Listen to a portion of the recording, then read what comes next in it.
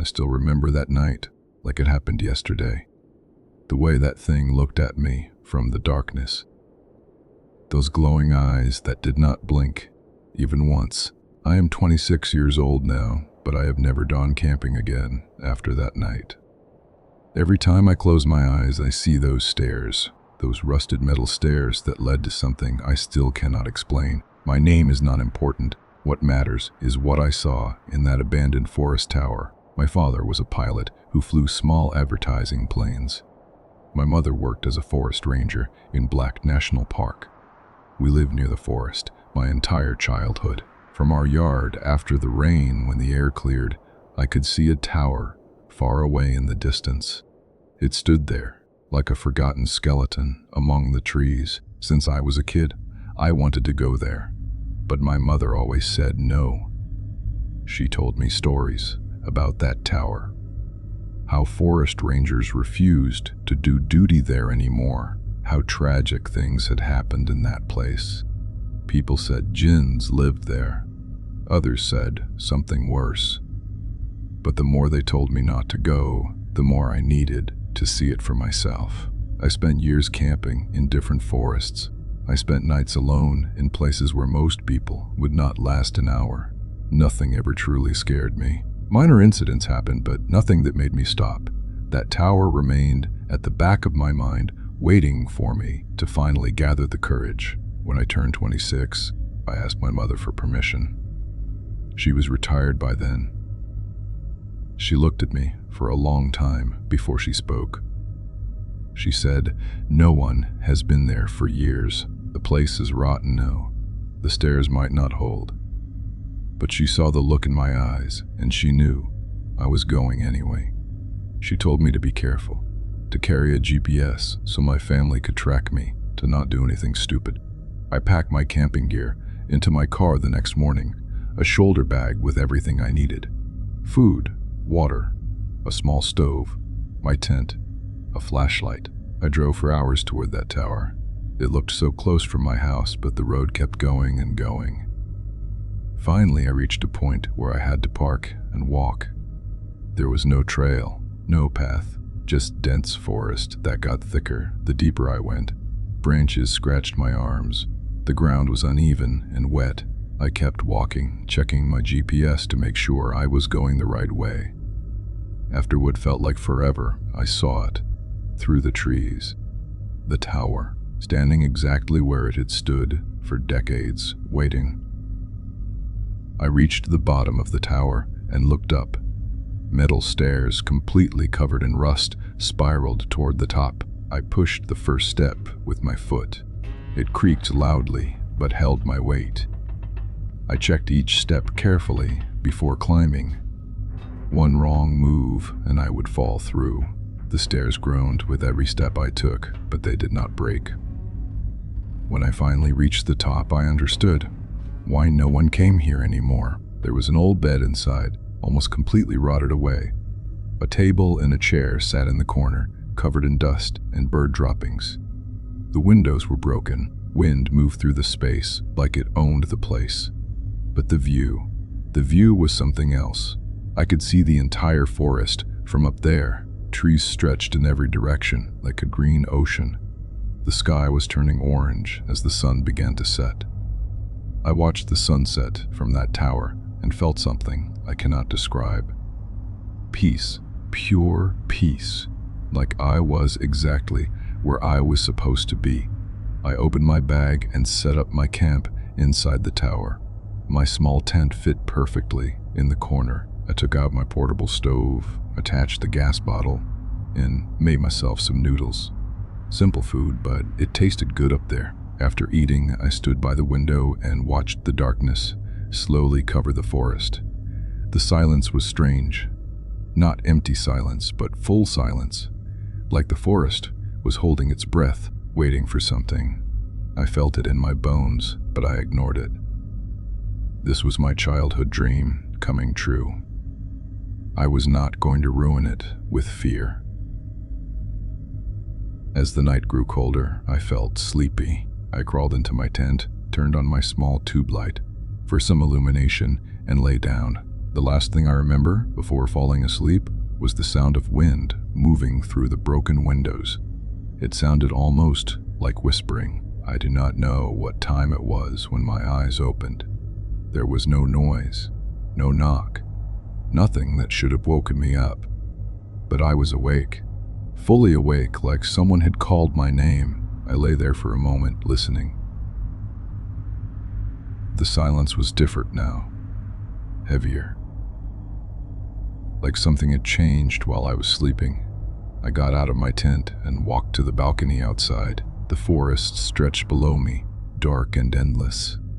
And then I saw it. A light moving between the trees, far away. It flickered strangely, not like a flashlight, more like fire, like someone had lit a torch and was moving it from side to side. I watched that light for a long time. It moved through the trees slowly, then disappeared, behind something. I kept searching for it, but it was gone. I went back to my tent and lay down. But sleep would not come. My ears were straining, trying to hear something, anything. Then I heard it. Footsteps, distant at first, then closer, like someone was walking through the forest toward my tower. The sound stopped. Then it started again, this time much closer. Movement, right below me. Something was there. I got up again and went to the balcony. My heart was pounding so hard I could hear it in my ears. I looked down at the clearing between the tower and the forest, and there he was, a man standing in the grass looking straight up at me. He just stood there, completely still and silent. His eyes were fixed on me in a way that made my skin crawl. I tried to say something. Hello? Do you need something? The words came out of my mouth, but he did not respond. He just kept staring. 10 minutes, we looked at each other. 10 minutes of complete silence. I wanted to look away, but I could not. His eyes held me there. Then he raised both his hands in the air, not like waving, like some kind of ritual, like wild people do in worship. He made a gesture with his hands, held it for a moment, then lowered them. He kept his eyes on me the entire time. Then he turned and walked back into the forest. The moment he disappeared, I felt something change. The air seemed to grow heavier, darker with every passing second. And then I heard it. Not one set of footsteps, but many. Heavy movement in the trees, like there were more of them hidden there, moving with him. My entire body broke into goosebumps. I went back to my tent and lay down, but my mind was racing. I wanted to leave right then, but leaving at night through that dense forest was suicide. I had to wait for morning. I had to survive until dawn. I do not know how long I lay there. Time moved strangely.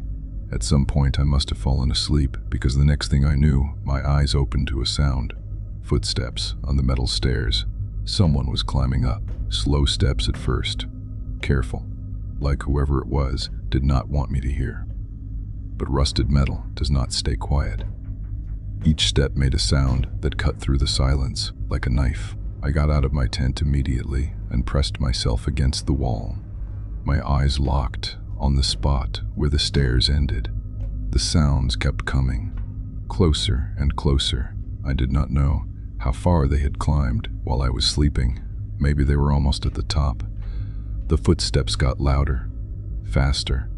Whoever it was, they were coming up quickly now. I stood there frozen, waiting. Then the footsteps stopped. Complete silence. I waited for what felt like forever, but nothing happened. I moved slowly toward the stairs and peeked down. It was empty. No one was there. I turned around to go back to my tent, and that is when I saw it. On the other side of the gallery, inside the room, a black shadow stood against the wall. It had eyes that were shining in the darkness, looking directly at me.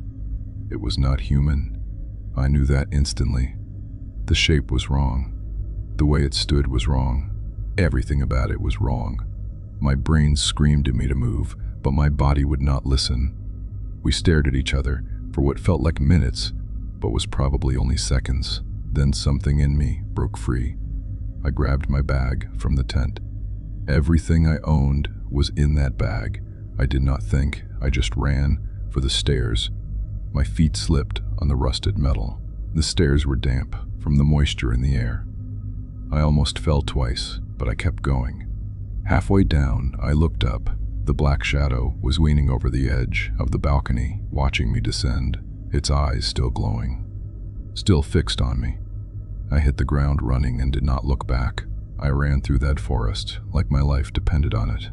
Branches tore at my clothes and skin. Roots tried to trip me with every step. The darkness was so thick I could barely see where I was going, but I did not stop. I could not stop. Behind me, I heard movement, not footsteps exactly, something heavier, like whatever that thing was. It had reached the bottom of the tower and was now in the trees. I expected to feel its hands on my neck any second.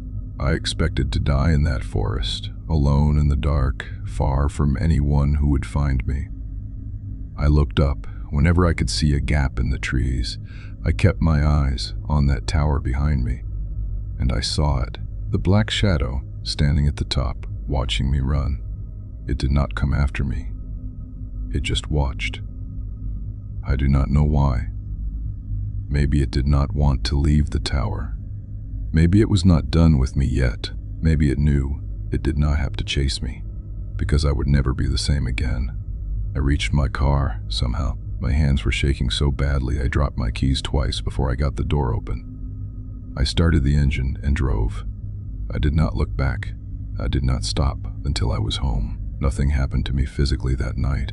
No injuries, no scratches from anything other than branches. But something changed inside me. Something broke. I have tried to forget that night. I have tried to tell myself it was my imagination. The light in the trees was a hiker. The man was just some lost person. The black shadow was a trick of the moonlight. But I know the truth. I know what I saw. Those eyes. That shape. The way it stood there, watching me like I was nothing. Like I was already dead.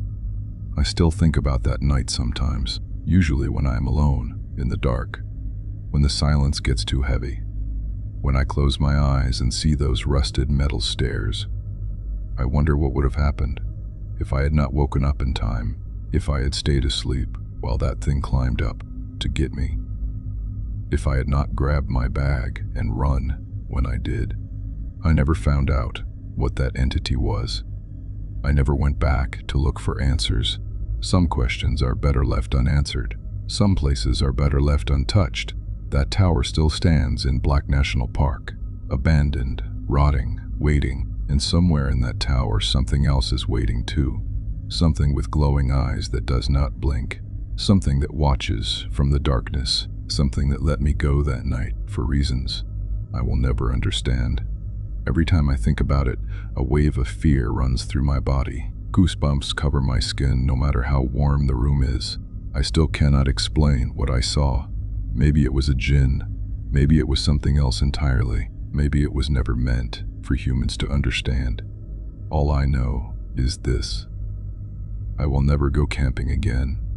I will never look at a distant tower and feel curiosity. And every night when I close my eyes, I am grateful that I woke up when I did.